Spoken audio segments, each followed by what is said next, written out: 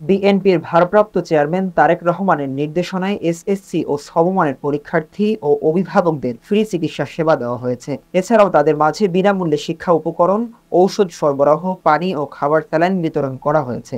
এ সময় সিনিয়র ডাক্তারের মাধ্যমে অভিভাবকদের ভিপি মেশিন দিয়ে প্রেসার নির্ণয় করা সহ বিভিন্ন স্বাস্থ্য পরামর্শও দেওয়া হয়। এই উদ্যোগকে স্বাগত জানিয়েছেন শিক্ষার্থী, অভিভাবক ও সর্বসাধারণরা। সাভার ধামরাই প্রতিনিধি শাকিল শেখ আইটিভি বাংলাকে জানিয়েছেন, সোমবার সকালে আশুলিয়া ঘোড়াপীর মাজার আলহাজ্জাবর ব্যাপারী উচ্চ বিদ্যালয়ের সামনে অন্যান্য দিনের মতোই এইসব কর্মসূচির আয়োজন করেন ঢাকা জেলা উত্তর ছাত্রদল।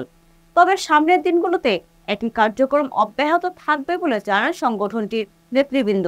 এই সময় পরীক্ষার্থীদের উৎসাহ উদ্দীপনা সৃষ্টির লক্ষ্যে বিতরণ কার্যক্রমে উপস্থিত ছিলেন ঢাকা জেলা উত্তর ছাত্রদলের সভাপতি মোহাম্মদ তমিজউদ্দিন ও সাধারণ সম্পাদক মাহফুজ ইকবাল।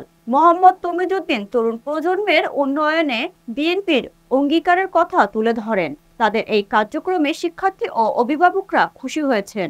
পরীক্ষার শেষ দিন পর্যন্ত আমাদের এই কার্যক্রম অব্যাহত থাকবে বলে জানান তিনি।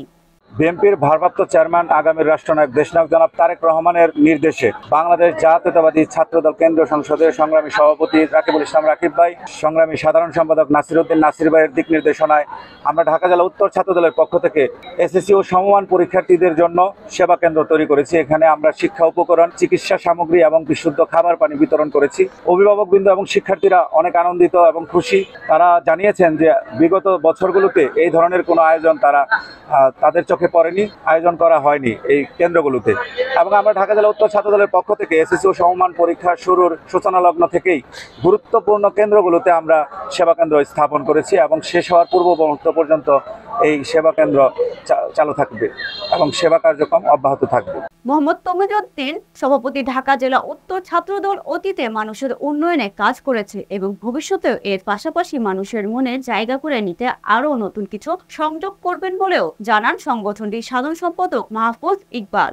বাংলাদেশ জাতীয়তাবাদী ছাত্রদল আমাদের সুফলটা হচ্ছে, যখন আমাদের কাজের পর আমরা যে কাজটা যার জন্য করতেছি, শিক্ষার্থীদের জন্য বা দেশের মানুষের জন্য, তখন সেই শিক্ষার্থী এবং দেশের মানুষ যদি খুশি হয়, সন্তুষ্ট হয়, ওইখানে আমাদের সফলতা। তো সেদিক থেকে আমরা শতভাগ সফল। আমাদের ভালো লাগছে এই কারণেই যে অভিভাবক বৃন্দ, শিক্ষার্থী বৃন্দ তারা হচ্ছে আগামীর রাষ্ট্রনায়ক জনাব তারেক রহমানকে আন্তরিক ধন্যবাদ জানিয়েছেন এই সেবা পাওয়ার পর। অন্যদিকে ফ্রি চিকিৎসা সেবা পেয়ে অভিভূত হয়েছেন অভিভাবকেরা। তাদের এই মানবিক উদ্যোগ অব্যাহত থাকলে ভবিষ্যতে মানুষের মাঝে আলাদা একটা জায়গা করে নিবে বলেন তারা, আশাবাদ ব্যক্ত করেন। এ ধরনের সেবা শিক্ষার্থীদের মনোবল বৃদ্ধি ও সহায়তা ভূমিকা রাখবে বলে জানান তারা। ছাত্রদলের ভিন্ন এই মানবিক কাজে শিক্ষার্থী ও অভিভাবকদের ফ্রি চিকিৎসা সেবা দিতে পেরে নিজের মাঝে অন্যরকম অনুভূতি প্রকাশ করেছেন গণস্বাস্থ্য মেডিকেল কলেজ হাসপাতালের সহযোগী অধ্যাপক ডাক্তার মোহাম্মদ শাকিল মাহমুদ। আমরা বাংলাদেশের যে বহুদলীয় গণতন্ত্রের প্রবক্তা, মহান স্বাধীনতার ঘোষক জিয়া রহমানের যেটা আদর্শে অনুপ্রাণিত হয়ে বাংলাদেশ ছাত্রদলের ঢাকা জেলা উত্তরের যে আমাদের নেতৃবৃন্দ, ওনাদের নেতৃত্বে আমরা ঐক্যবদ্ধ হয়ে এটা সেবা দিচ্ছি। এটা হচ্ছে চলমান প্রক্রিয়া, এটা সারা বাংলাদেশে হচ্ছে। তারই ধারাবাহিক হিসেবে আমাদের এই গোড়াপীর মাজার উচ্চ বিদ্যালয় এটা আমরা করতেছি।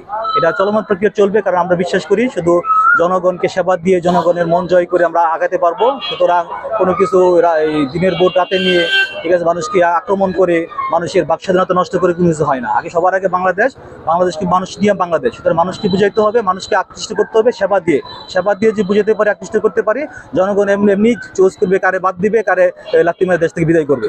সুতরাং আমরা রয়েছে এটা চলমান প্রক্রিয়া।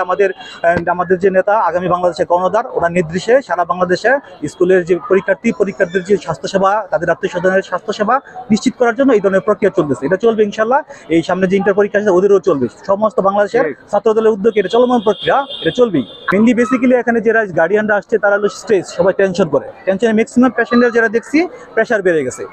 ছাত্রদলের উদ্যোগে ওদেরকে বিভিন্ন প্রেশার ওষুধ দেওয়া হয়েছে, যেগুলি খাইতো। তারপর অনেকে দেখলাম প্রেশার লো, বিশেষ করে গার্ডিয়ানরা তো স্টুডেন্টদের বেশি ফিল করে, অনেক গার্ডিয়ানরা নাস্তা না খেয়ে চলে আসছে।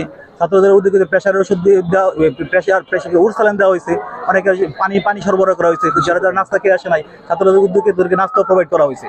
এটা চলমান প্রক্রিয়া, এটা সেবা, এটা চলবে। সুতরাং আমরা বিশ্বাস করি সেবার মাধ্যমে জনগণকে জয় করতে পারলে জনগণই আমাদের সিলেকশন করবে, জনগণকে আমাদের আগিয়ে নিয়ে যাবে।